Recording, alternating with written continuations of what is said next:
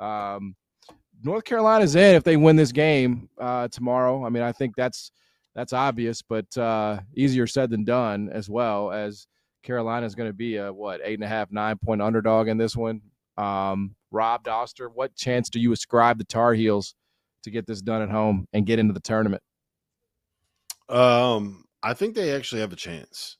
And it's the only reason I say that is because it's the Carolina-Duke rivalry. Crazy shit happens in this rivalry every single season.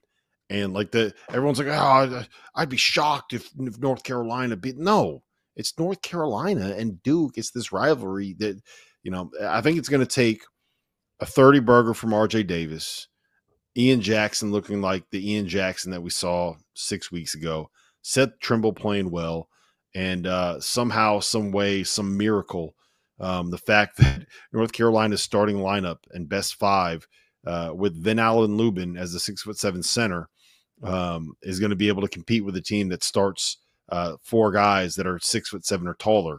I don't know how they're going to do it, but I would not be surprised if North Carolina found a way to be able to get this done. I don't know if I'd necessarily wager any of my hard-earned American dollars on it over at BetMGM, but it would not surprise me if North Carolina found a way to get this done. It wouldn't surprise me if they cover the spread. It would surprise me if they get it done. But I'm with you in terms of like a rivalry. Yeah, I'll be honest. I don't know what the hell you're talking about, Rob. I mean, what are you seeing, man? Yeah. What are you seeing? Yeah. I am seeing that Carolina blue. Yeah. Okay. I think Carolina has absolutely zero chance to win this game. Zero. I don't care what rivalry it is. I don't care. I don't care about that because the history doesn't mean shit in this game, right? It just doesn't. I mean, and I think what we're going to see is that North Carolina hit a patch in their schedule that was very beneficiary for them, and a bunch of teams that were in the hundreds and 150s, and they haven't seen a team within 70, 80 spots of Duke. I think even 100 spots of Duke in this nice little 6-game winning streak, and then they're going to see Duke tomorrow, and it's going to be like an oh shit moment. And I think Duke rolls again.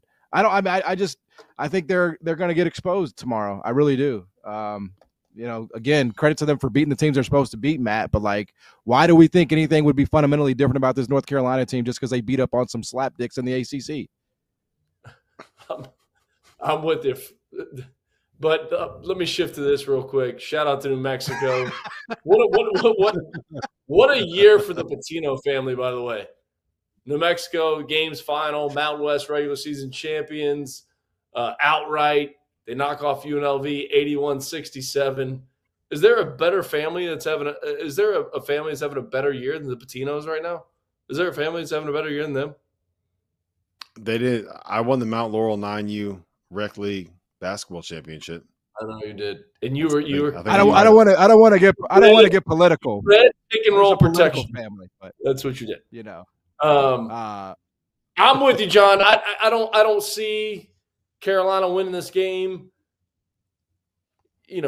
Look, they've taken care of their business. They've won the games that they're supposed to win on their schedule. They've beaten every bad team in the ACC coming down the stretch. Tomorrow's the litmus test. Okay.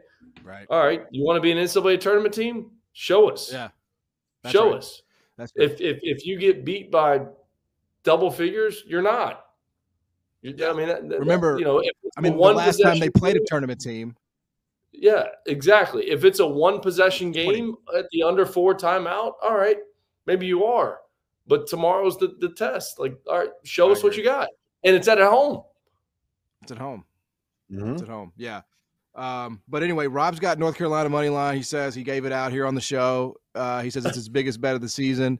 He absolutely loves it. He's bet it 4 different times already. He says he's going to bet it live. You didn't say that. You said you're actually not going to bet it. But look, I hope it's competitive. I'd like to see Duke tested. I don't know if North Carolina is the team that can bring it to them. All right. Also, here's the key. Here's the key. This is what has to happen. You got to have like a 8-0 run to open the game. You got to do something early that gets that crowd into it, right?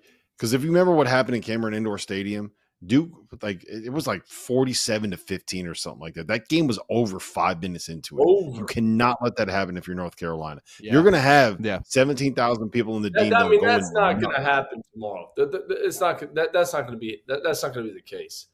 The question is going to be, if it's a 1-point game going into the half, does Duke go on a 8-0 run to start the second half? Yes. How do you respond to that? Where it's like, oh man, it's going the wrong way. Right. I think more likely in the game, it's going to be at halftime. Okay. Oh man, everyone's into it. It's a 1-point game. No. And then what happens to start the second half? Mm-hmm. Yes. I think if you want to bet North Carolina tomorrow, like what I would just bet first half, right? Yes. Because there's no world where they don't cover first half and then cover full game. Like I don't see that, right? Like they either are competitive the entire way, starting in the first half, or they just get their doors blown off and that's the end of it. So if you really want to get involved with North Carolina, I would really want to focus on that first 20 minutes. But I will not be getting involved with North Carolina. All right, let's talk about Alabama Auburn. This one's interesting, Rob, because there are questions about Denver Jones' availability. There's questions about how much Auburn really cares about this game, given that they already have 15 quad one wins and their fate is basically sealed. Alabama, on the other hand, obviously lost 2 in a row here. They really need this one if they're going to start to make a case again for the one line. What do you make of this one?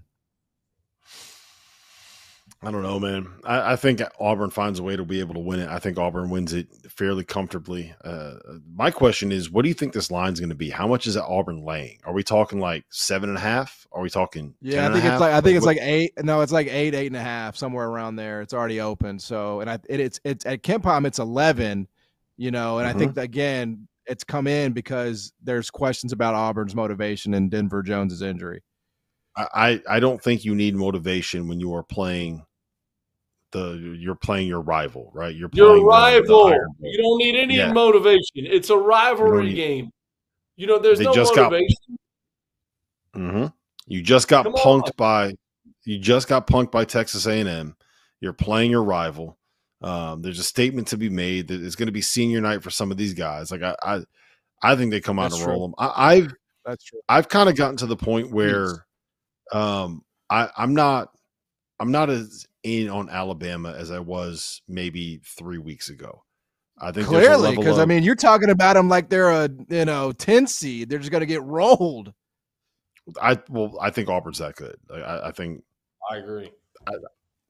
I think there's a very real scenario where Auburn doesn't win a game by less than double figures in the NCAA tournament. But I think that there's a level of physicality that Alabama's missing. We talked about this with Illinois a little bit. Where there's too many specialized players on Alabama, right? Like you got Cliff Amore who's out there to rebound and block shots, and he's not quite good enough to do it. You got guys that are out there to shoot, and they're really good shooters, but do they bring enough to the rest of the game to be able to impact the way you need him to, right? Is Jaron Stevenson 6'11", all this athleticism? Is he actually good at basketball? Right. If you're going to play Mo Diabate out there, can he be a small ball 5 at 6'7" and 215 pounds? What's going to happen when everyone realizes that you can go at Grant Nelson and you can just abuse him if you have a big, strong, physical 4-man? What they did against Florida is they tried to top lock everything for all the zoom actions that Florida was running, and Florida just back screened them to death. That's why you saw Alex Condon get 37 dunks in that game, because instead of they try to force him to go under those zoom actions, and they just go backdoor. You drop it off to Walter Clayton, who throws a little no-look dump off to Alex Condon, and he's dunking on Cliff Amore's face. It just, I don't know, man. I'm a little bit worried about Alabama.